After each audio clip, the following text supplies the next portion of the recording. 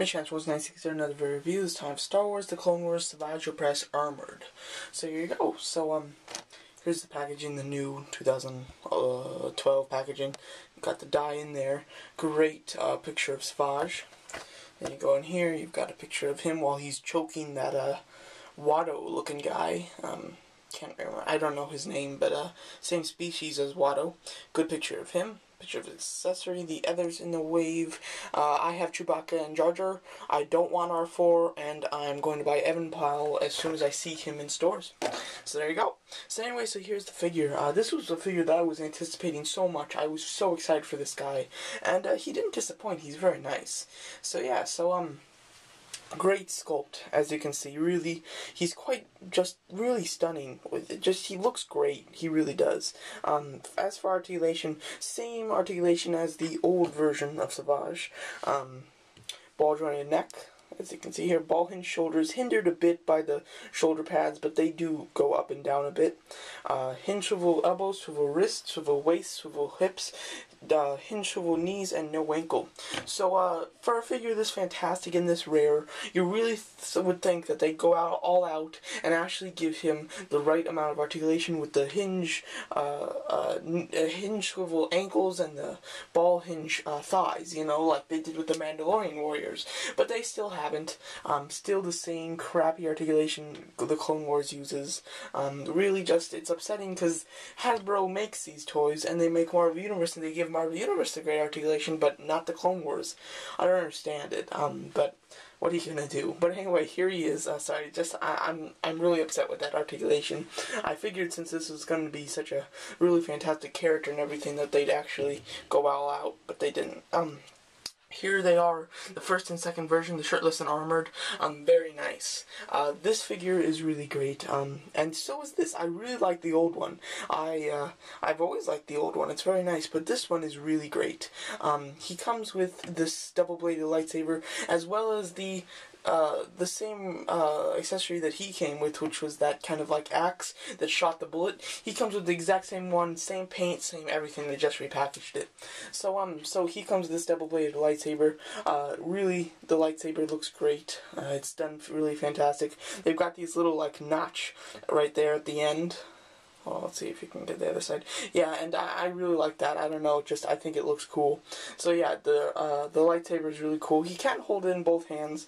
I find it that he holds it a lot better in his left hand than right. But he still holds it in both hands fairly nicely.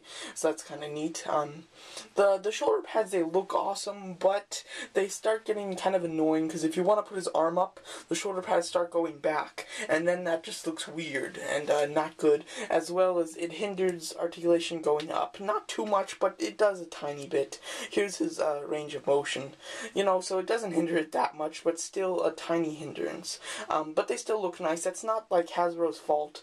It's nothing that they could have fixed. They did the best with what they had, and it really turned out good. His yellow skin is it's kind of interesting because, as you can see, this is a more mellow, kind of a darker yellow skin, as the first version, with his blades and his lightsaber, it makes it hard to get him in on the other side. It's much brighter, and there's a significant difference. This is really just a dark, almost orangey yellow. As him, he's a big Simpsons yellow, pretty much. That's the color. They should put Savage in The Simpsons. He'd fit in perfect. But, yeah, so I find that interesting. I don't know why they did it. I don't know which one's more movie accurate. Gosh, I really just don't even know which one's movie accurate. I think that since Savage is a darker, meaner villain character, that this one kind of suits him. But this looks nice. Some of the reused parts that they reused, let me see here, from the elbow down to the wrist, that's reused, just different. Actually, no, that isn't even reused. Okay, scratch that. Wait, sorry, I'm getting so confused. Is it? Yeah, it is reused. So that's reused. It is repainted. It's a darker metal, and then he's obviously wearing armor, so he's got the black there instead of the yellow, obviously, as well as this little Gardner, whatever you call it, is the same at this side. But this material is soft rubbery plastic. Well, this one was a hard plastic. I like the hard plastic better. I just think it looks better. And then the legs are the same. But other than that, it's all new, which is kind of neat.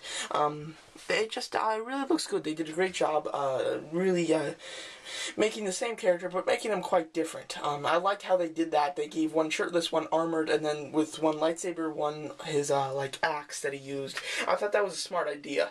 So it's very cool, a really fantastic figure, very hard to get. So to decide if you want it, this is what I recommend doing: getting the shirtless, because it is a fantastic figure. You're not going to be disappointed with the shirtless. Seeing how you like it. If you like the shirtless a lot, then go for the armored Savage. But if you're not, if you're happy with the shirtless, it's completely fine, because this isn't that much better. It's got the same articulation. It's got some armor. It's got some shoulder pads that are new, and it's got a lightsaber. Those are the only differences.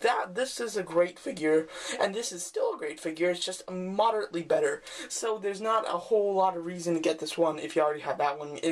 Unless you find this on retail. If you find this on retail, buy it, no questions about it. But if you have to pay 20, 30, 40 bucks for him on eBay or online, you know, it's not worth it. But if you see him in stores, definitely get him. But this is a fine substitute if you can't afford this one, because this one's great too. So there you go. Both Savages are great. He's just not that greater than this one to pay so much more extra. That's how I see it. But he's a great figure, don't get me wrong. I'm saying it like that. So there you go. So that's my little review.